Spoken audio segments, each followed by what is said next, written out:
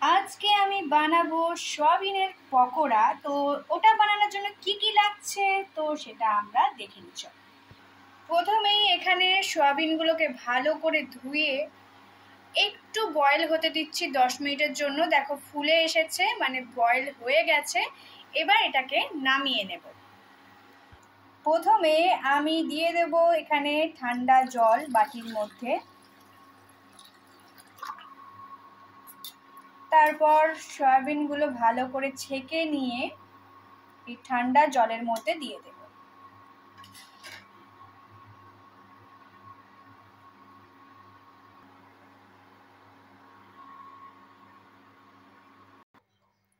এবার আমি যেটা করব সেটা হচ্ছে, যেহেতু এখানে ঠান্ডা জলের মধ্যে দিয়ে নিয়েছি, তাই ঠান্ডা জল থেকে এইভাবে নিয়ে ভালো করে জিনিসটাকে চিপে নেব।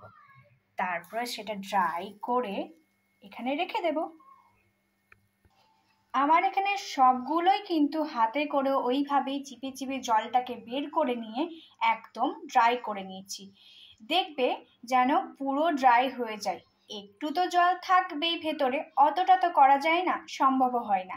তাও চেষ্টা করবে যাতে পুরোটা ড্রাই হয়ে যায়, কারণ এগুলো পকোড়া হবে তো, তাই জলটা যতটা শুষে নেয় ততটাই ভালো হবে। তো চলো এবার আমরা কি কি দেব দেখে নিই। প্রথমেই দিয়ে দিচ্ছি হলুদ গুঁড়ো।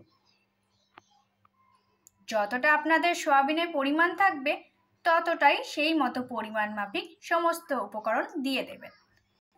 এবার দিয়ে দেবো স্বাদ মতো নুন। এবার দিয়ে দেব ধনে গুঁড়ো। তোমাদের কাছে ধনে গুঁড়ো না থাকলে তোমরা ধনে গুঁড়ো দেবে না, আর থাকলে অল্প পরিমাণ একটু দিয়ে দেবে। এবার দিয়ে দেব কাশ্মীরি লঙ্কা গুঁড়ো। এটা কিন্তু বেশি পরিমাণ দিলে ঝালও হয়, কিন্তু এটা কালার আনার জন্য কাশ্মীরি লঙ্কা গুঁড়োটা আমরা ব্যবহার করে থাকি। আমি এখানে লঙ্কা গুঁড়ো দিচ্ছি না, যেহেতু আমার বাড়িতে ছোট বাচ্চা আছে আর আমিও তার মধ্যেই পড়ি একজন, আর আমার হাজব্যান্ডও খুব একটা ঝাল খেতে চায় না, তো সেই জন্য আমি এখানে ঝাল দিচ্ছি না, কাশ্মীরি লঙ্কা গুঁড়োটা দিলাম। তোমরা যারা ঝাল খেতে পছন্দ করো তারা কিন্তু কাঁচা লঙ্কা বাটা বা কাঁচা লঙ্কার যে কুচিও দিতে পারো। কাঁচা লঙ্কা কুচির থেকে বড় কথা, তো আমরা কাঁচা লঙ্কা বাটা প্লাস এখানে যেহেতু পকোড়া হচ্ছে, তো সেহেতু তোমরা যে কোনো জিনিস পেস্ট ব্যবহার করবে, গুঁড়ো ব্যবহার করবে, আর লাল লঙ্কার গুঁড়ো তোমরা দিতে পারো। এবার আমি দিয়ে দেবো চাট মশলা। চাট মশলা দিলে জিনিসটা খেতে কিন্তু দুর্দান্ত হয়। যাদের কাছে থাকবে না, চাট মশলা নাও দিতে পারো, তাতেও ভালো হবে খেতে। এবার আমি যেটা দেব সেটা হচ্ছে আদা রসুনের পেস্ট।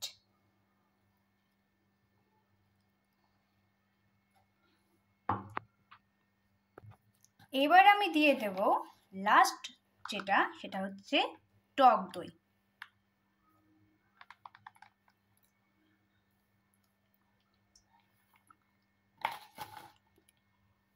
সরি ভুল বললাম, লাস্ট তো একদম না, যেটা আরেকটা মেন জিনিস সেটা তো দিতেই হবে, সেটা হচ্ছে, সবই তো দিয়ে দিয়েছি, আসল জিনিসটাই তো দিতে ভুলে যাচ্ছি। কারোর কাছে যদি কর্নফ্লাওয়ার থেকে থাকে তো কর্নফ্লাওয়ার দিতে পারো, যাদের কাছে কর্নফ্লাওয়ার থাকবে না তো তারা বেসন দিয়ে দিতে পারো। আমার কাছে এই মুহূর্তে কর্নফ্লাওয়ারটা নেই, তো সেই জন্য আমি বেসন দিয়ে দিচ্ছি।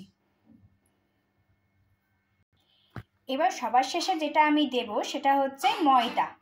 কারোর বাড়িতে ময়দার সাথে সাথে অ্যাভেলেবেল না থাকলে শুধু কর্নফ্লাওয়ার বা বেসন দিয়ে মেখে নিতে পারো, কিন্তু ময়দা তো আপাতত সবার বাড়িতেই অ্যাভেলেবেল থাকে, কারণ রাতে আমরা রুটি করি, তো এটা আবার অনেকের বাড়িতে লুচি পরোটার জন্য থেকে থাকে, যদি থাকে তো অল্প সামান্য একটু ময়দা দিয়ে দেবে। তো চলো আমি এখানে ময়দাটা দিয়ে দিয়েছি। এবার আমি ভালো করে সব মিশ্রণগুলো দিয়ে মাখিয়ে নেব, যাতে প্রত্যেকটা সয়াবিনের গায়ে পুরোটা মশলা বলো সমস্তটা যেন মাখা মাখা হয়ে যায়। দেখো আমাদের কিন্তু এখানে ভালো করে মাখিয়ে নিয়েছি, আর এখানে আমি কড়াই বসিয়ে দিয়েছি। কড়াই গরম হতে লেগেছে। এবার আমি সর্ষের তেলটা এখানে দিয়ে দেব। সর্ষের তেল আমি দিয়ে দিয়েছি। এবার সর্ষের তেলটা গরম হয়ে এলেই আমি একটা একটা করে সয়াবিনের টুকরোগুলো ছেড়ে দিয়ে বানিয়ে ফেলবো।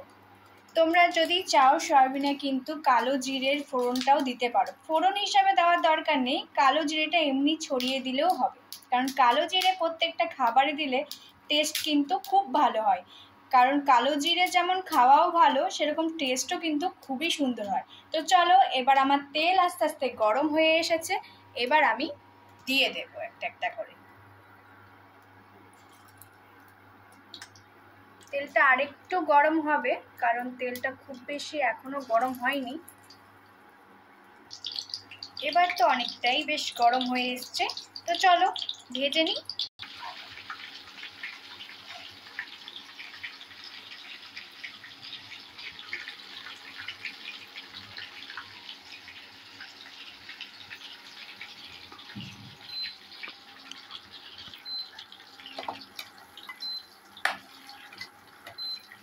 একটু কড়া করে ভেজে নেওয়ার চেষ্টা করবে,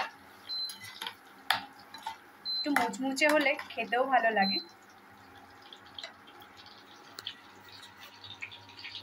যতক্ষণ এদিকে ভাজা হচ্ছে ততক্ষণ চলো এটার সাথে তো কিছু একটা বানাতে হবে। বানানোর বলতে তোমরা চাইলে টমেটো দিয়ে চাটনি বানাতেই পারো, কিন্তু আমার কাছে সস আছে, আর এত ইজি জিনিসটা থাকতে আবার কষ্ট করে এখন আর বানাতেও পারছি না, কারণ আলাদা আর একটা জিনিসও আমার কাছে করার আছে। তো সেই জন্য চলো সসটাই একটু ভালো করার জন্য সসটাকেই একটু ভালো করে বানিয়ে ফেলি, যাতে এটার সাথে টেস্ট লাগে খেতে। এখানে একটা ছোট্ট বাটি নিয়ে নিয়েছি, এর মধ্যে আমি সসটা দিয়ে দেব। সসটা দিয়ে নিয়েছি, এবার আমি এতে দিয়ে দেব একটু মেয়োনিজ। বাড়িতে মেয়োনিজ না থাকলে দেওয়ার দরকার নেই, আমার কাছে ছিল তাই দিয়ে দিলাম টেস্টটা আরেকটু ভালো হওয়ার জন্য। এবার দিয়ে দেব একটু বিট নুন। এবার দিয়ে দেবো একটু চাট মশলা, জাস্ট একটু টেস্ট করার জন্য। এবার আমি চামচ দিয়ে ভালো করে নাড়িয়ে নেব, যাতে মেয়োনিজটা আর নুন, মানে বিট নুন দিয়েছি, তোমরা চাইলে এমনি নুনও দিতে পারো, আর চাট মশলাটার সাথে ভালো করে মিশিয়ে নেব।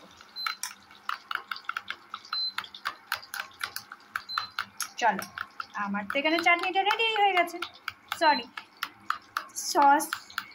সসের চাটনিটা রেডি হয়ে গেছে। ওই দেখো, ওইদিকে চাটনিটা বানাতে বানাতেই এদিকে এগুলো কিন্তু রেডি হয়ে গেল। আর একটু কড়া করে ভেজে নিই, তারপর তুলে নেব। চলো, এদিকে আমার ভাজা হয়ে গেছে,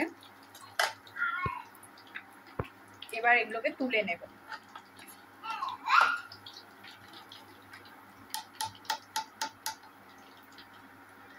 দেখতেই পাচ্ছ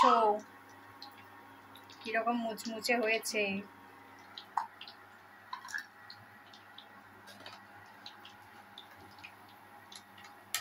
একবার কিন্তু বানিয়েও দেখতে পারো বাড়িতে, খেতে কিন্তু দারুণ। আমি একটা যদিও টেস্ট করেই দেখলাম যে ওই সসটার সাথে কেমন লাগে খেতে, তো দেখলাম বেশ ভালোই লাগছে খেতে।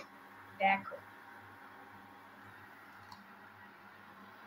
তো চলো, আমাদের রেডি হয়ে গেছে গরম গরম সয়াবিনের পকোড়া, আর তার সাথে এই সসের মতো বানানো এক চাটনি। সসের মতো বানানো নয়, এটা সসই একটু অন্যরকম ভাবে বানানো হয়েছে। চলো, এবার বিকেলে বানানোর জন্য এরকম একটা হবে নাকি, তো তাড়াতাড়ি জলদি জলদি বানিয়ে ফেলো।